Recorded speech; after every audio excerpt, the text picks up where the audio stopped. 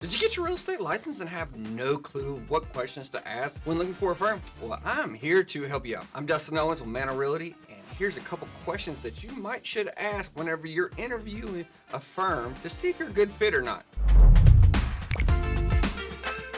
First question I would ask as a new agent is, what kind of training are you actually providing me? Now, a lot of companies are going to go and tell you that they have all kinds of great training because everybody wants to be the best.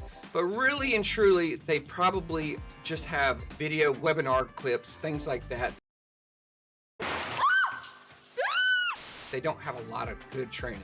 You want to make sure that you find somebody who is there to have a mentorship with you, maybe like a boot camp style, depending on where you're at whenever you're asking for a new firm. Things of that nature is what you need to look for when it comes to the actual training. Hands-on methods, ways that you actually learn. Second thing you might want to ask is, what kind of technology and tools do they use? Now, I'm going to give you a little bit of a trade secret. We all pretty much have the exact same crap. Yes, we all have a CRM that has all of our contacts in there.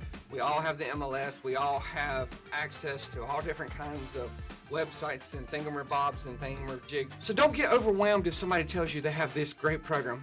Most of the times, we're all the exact same when it comes to the technology. Now, if a company doesn't have any technology and it's like, here, we use the MLS and that's it, probably a big red flag. You might want to run away from that kind of company itself. Biggest question for us whenever somebody comes to Mantle and wants to talk to us is, we are actually interviewing them to see if they actually are a good fit for us. Why? Because our culture is the biggest part for us. We care more about what the agent believes and how they feel than their actual production. I know, mind blown. We don't care about the money. We care about the person and the people that they're going to be interacting with. So ask about the culture. Ask about what kind of volunteer and community outreach events that they're doing as a whole company. Is it just one day where they all go wear matching t-shirts and build a Habitat for Humanity house? Or is it something throughout the year? So you really need to decide on yourself. If you want to be involved in a firm culture where they're helping out the community all in one, or if you don't even want to help out the community, you're like, I'm just here for a paycheck. Or if you want to do all your events on your own and plan it on and don't want any kind of help from management or any other leadership or any other agents. So find out what kind of events that they're holding and what their culture is like. Are they going out and hanging out together afterwards? Are people in the office, are they friendly? Or are they just like paper pushers and just trying to be salesmen? Those are a couple big questions whenever interviewing a firm. Another huge question brand new agents always have is, how do I get leads? Where do leads come from? Well, you've got to have somebody that's going to teach you how to use your leads, but also some companies might give you leads themselves. Big question for you to ask is, hey, do you supply leads for new agents? And if so, what does it cost? I know they actually charge people for leads. Some companies are charging 15, 20, 30% for an office lead. So if somebody walks through the door, you're paying 30% off of that person. Over here at Mantle, we don't actually do that. We don't charge anything for office leads ourselves.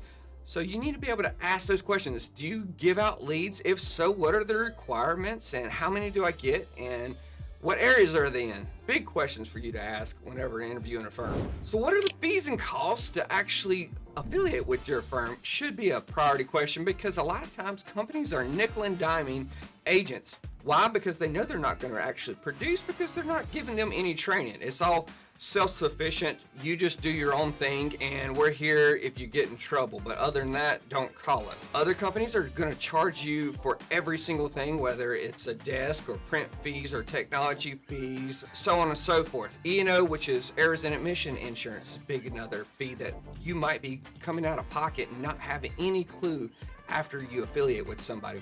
So ask people what their fees are, and is it a monthly fee, a yearly fee? Are they subject to change? Huge questions for you. How much support is your broker in charge actually giving you? Should be a big question.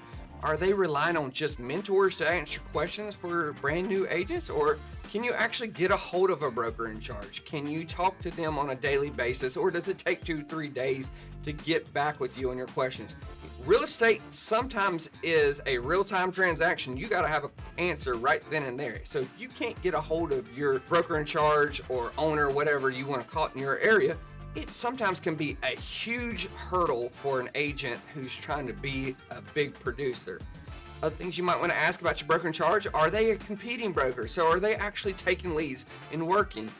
It could be a big red flag for you if you want a lot of communication. If an agent is actually still showing properties and selling listings and things like that, they might be going out on a showing and you can't get in touch with them. It might be a big red flag for you if your broker in charge is actually still working real estate leads. What do I mean by that? If they're out showing a property, you might not be able to get in touch with them, and you've got to have an answer right then and there, or this deal is going to fall apart. It doesn't happen often, but whenever it does, you need to be able to communicate freely with anybody that is your broker in charge. So it could be a red flag for you if your broker in charges are still actively listing properties or working with buyer agencies.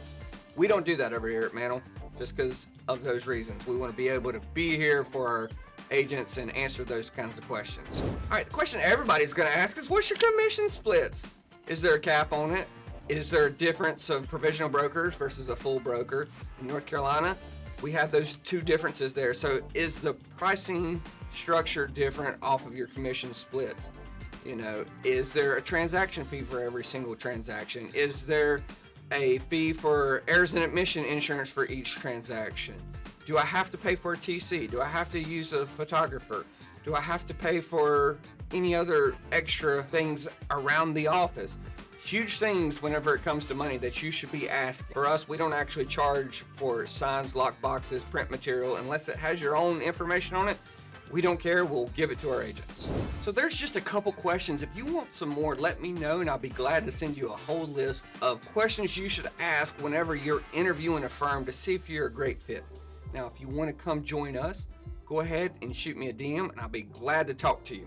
So if you're just getting started in your real estate career and doing your research and you've got questions, feel free to reach out to me. I can give you coupon codes for classwork. I think it's like 30% off, or just be able to answer questions. Shoot us a DM or contact us off of our website. I'll be glad to answer any questions you have if you're thinking about getting started in real estate or about our firm. Thanks for watching.